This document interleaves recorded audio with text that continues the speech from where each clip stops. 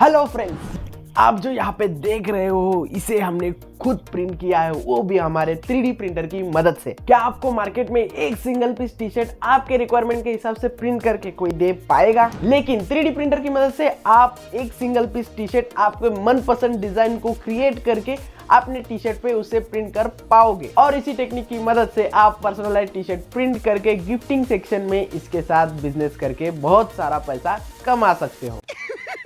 पैसा ही पैसा होगा। चलिए, सबसे पहले हमें जो मैटर हम हमारे टी शर्ट के ऊपर प्रिंट करने वाले हैं उस मैटर का डिजाइन यहाँ पे हमें बना लेना है। तो यहाँ पे हम पर्सनलाइज डिजाइन क्रिएट करने वाले हैं, तो उसके लिए हमें हमारे खुद के फोटो की जरूरत है। तो उसके लिए हमने हमारे थोबड़े का फोटो क्लिक किया और उस फोटो को हमने कुछ इस तरीके से गूगल में जाके make photo to stencil search किया। सर्च करते ही हमारे सामने ये वाला वेबसाइट आ गया है। तो इसका लिंक मैंने नीचे डिस्क्रिप्शन में दे दिया है। आप अपनी इमेज को टेंसिल में कन्वर्ट कर सकते हो। तो मैं यहाँ पे हमारे इमेज को अपलोड करता हूँ। अपलोड करते ही हमारा जो इमेज है वो टेंसिल में कन्वर्ट हो जाता है। अब हम इस इमेज को प्रिंट की तो हमें कोई ज़रूरत नहीं है, तो हम डायरेक्ट इस इमेज को सेव कर लेते हैं। तो मैं इस इमेज को हमारे रिक्वायर्ड फोल्डर में सेव कर लेता हूँ। दोस्तों, जब आप इसे टेंसिल में कन्वर्ट करते हो तो आपको कुछ सेटिंग्स चेंजेस करना होगा।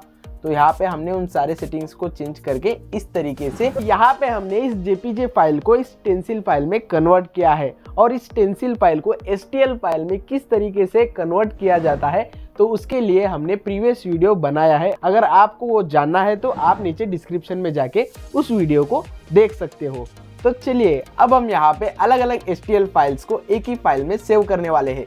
तो मैंने यहाँ पे हमारा जो चैनल का नाम है उसका एक फाइल अलग बनाया है, और हमारा जो तोबड़े का एसटीएल फाइल है उसका जो फाइल है उसे भी मैंने अलग बनाया है। तो उन दोनों डिज़ाइंस को एक ही जगह पे हमें एडजस्ट करना है। तो आपको यहाँ पे कितनी साइज का प्रिंट चाहिए, कहाँ चाहिए, उस सारे सेटिंग्स को आप यहाँ पे सेव कर सकते हो। तो मैं यहाँ पे हमारा जो इमेज है उससे उसका जो साइज़ है उसे थोड़ा बड़ा रखता हूँ, हमारा जो चैनल का नाम है उससे। तो यहाँ पे मुझे लगता है कि ये हमारा जो डिज़ाइन है वो थोड़ा बहुत बेहतरीन बन गया है, और हमारा जो प्रोसेस है तो यहाँ पे फाइनली हमारा जो डिज़ाइन है वो पूरी तरीके से बन के तैयार हो चुका है। अब हम इस डिज़ाइन को स्लाइस करने वाले। लेकिन दोस्तों, यहाँ पे मैं बहुत इंपॉर्टेंट चीज़ आपके साथ शेयर करने वाला हूँ, क्योंकि इस बार हम हमारे 3D प्रिंटर में PLA मटेरियल की जगह पे TPU फ्लेक्सिबल मटेरियल को यूज करने वाले हैं, क्योंकि वो मटेरियल हमारे 3D प्रिंटर के लिए एलिजिबल नहीं है। लेकिन फिर भी हम कुछ जुगाड़ करके उस मटेरियल को हमारे 3D प्रिंटर में यूज करने वाले हैं। आप भी आपके किसी भी 3D प्रिंटर में TPU मटेरियल यूज कर सकते हो। सिर्फ आपको उसके लिए अल्टीमेकर क्योरा में कुछ इंपॉर्टेंट सेटिंग्स चेंज करने होंगे। तो सेटिंग्स क्या है, चलिए आप मुझे फॉलो कीजिए। रुको, हमारे पास तो कोई डार्क कलर का टी शर्ट अवेलेबल ही नहीं है। तो चलिए सबसे पहले टी शर्ट परचेस करते हैं। तो यहाँ पे हम आ चुके हैं सोलापुर के डीमार्ट में। तो यहाँ पे आपको बहुत सारे आइटम्स देखने के लिए मिलते हैं, लेकिन बहुत कम से कम लोग इन्हें खरीद पाते हैं। अरे यार, आप गलत समझ रहे हो, मैं इन आइटम्स की बात कर रहा हूँ। अरे हमें तो चाहिए टी शर्ट। तो चलिए, अब हम यहाँ पे डार्क कलर का टी शर्ट ढूंढ रहे हैं। तो फिलहाल तो यहाँ पे हमें एक ही डार्क कलर का टी शर्ट दिख रहा है। तो चलिए इसे परचेस करके इसे काम चलाते हैं। तो यहाँ पे हमने प्लेन टी शर्ट को परचेस किया है, वो भी हमारे सोलापुर के डीमार्ट से, वो भी सिर्फ ₹99 में। तो दोस्तों चलिए, बाकी बचा हुआ जो कुछ भी सेटिंग है उसे कंप्लीट कर लेते हैं। तो सबसे पहले हम यहाँ पे हमारा जो मटेरियल है उसे चेंज करते हैं। तो मैं यहाँ पे TPU सेलेक्ट करता हूँ। आप दोस्तों यहाँ पे देख सकते हो, जैसे ही आपने मटेरियल चेंज किया आपका जो डिज़ाइन का कलर है वो भी चेंज हो गया। तो अब मैं यहाँ पे प्रोफाइल सेलेक्ट करता हूँ, स्टैंडर्ड क्वालिटी 0.2 mm। और उसके बाद दोस्तों सबसे पहला चेंज है, हमें यहाँ पे वॉल्स में आउटर वॉल इनसेट इसे 0.2 mm सेट करना है।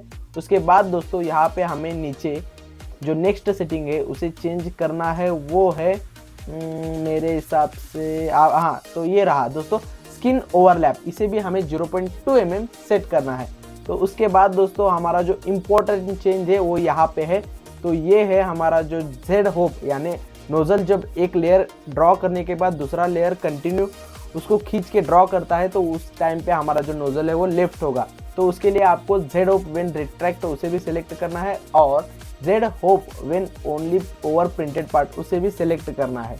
उसके बाद आपको यहाँ पे जेड होप का जो हाइट है वो लिफ्ट करता है, उसे यहाँ पे मैं 3 mm सेट करता हूँ।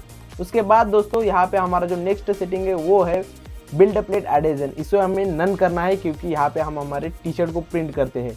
तो उसके बाद आपका जो ये बिल्ड प्लेट टेम्परेचर है, ये ज़रूरी नहीं है कि आप इतना ही मेंटेन करें, तो आपके रिक्वायर्ड से हिसाब से सेट कर सकते हो।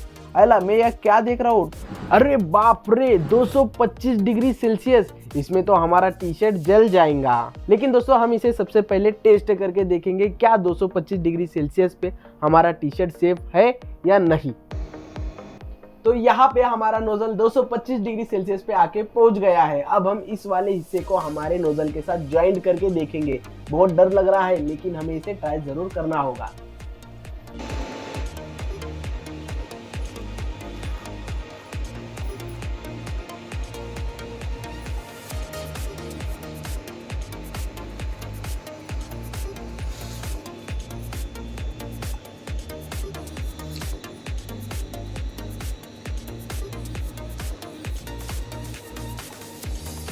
देखिए दोस्तों, यहाँ पे हमारे टी शर्ट को कुछ भी नहीं हुआ, यानी हमारा टी शर्ट बिल्कुल सेफ है प्रिंट के लिए।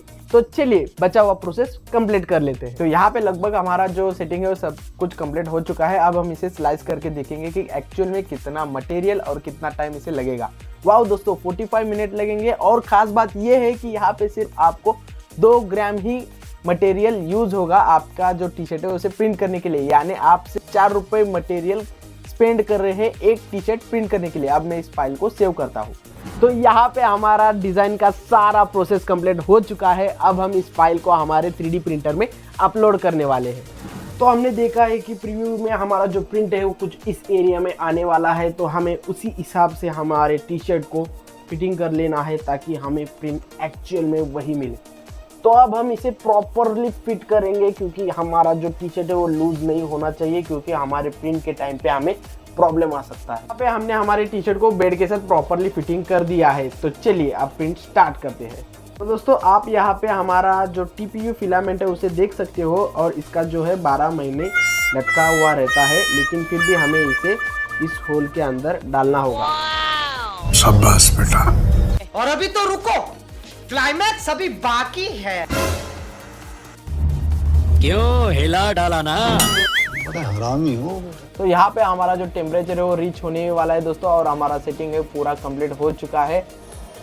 देखिए दोस्तों हमारा जो प्रिंटर है वो स्टार्ट भी हो चुका है।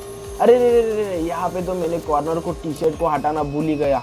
अरे यार, अब ये यहाँ पे इसका जो होम पोजीशन है वो एक बार सेट करके चेक करके जाता है प्रिंट के लिए। हाँ तो चलिए दोस्तों, कोई बात नहीं, हमारा जो ये प्रिंट है वो फिर से स्टार्ट हो गया है।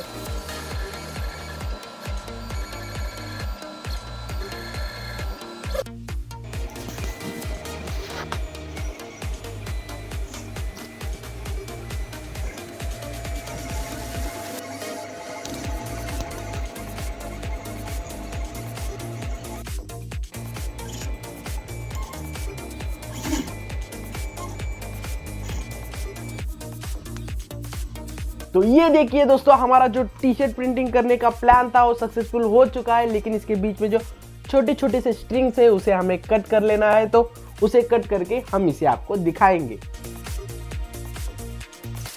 दोस्तों क्लीन करने के बाद आप यहाँ पे देख सकते हो हमारा जो डिजाइन था सेम एज इट इज यहाँ पे हमारे टी शर्ट के ऊपर प्रिंट हो गया है। तो फ्लेक्सिबल फिलामेंट का यूज करने का बेनिफिट यही है कि आप इसे कितनी बार भी फोल्ड कर दीजिए, उस फोल्डिंग के साथ ही आपका फिलामेंट फोल्ड होगा और वो आपका जो टी शर्ट है टी शर्ट के साथ डिस्कनेक्ट नहीं होगा। इसे ट्राई करते समय अगर आपको कोई प्रॉब्लम आता है तो आप हमें नीचे कमेंट बॉक्स में कमेंट करके बता सकते हो। और दोस्तों और नए कंटेंट के लिए आप हमारे चैनल को सब्सक्राइब कीजिए और हमारे वीडियो को लाइक करके चैनल को सपोर्ट कीजिए।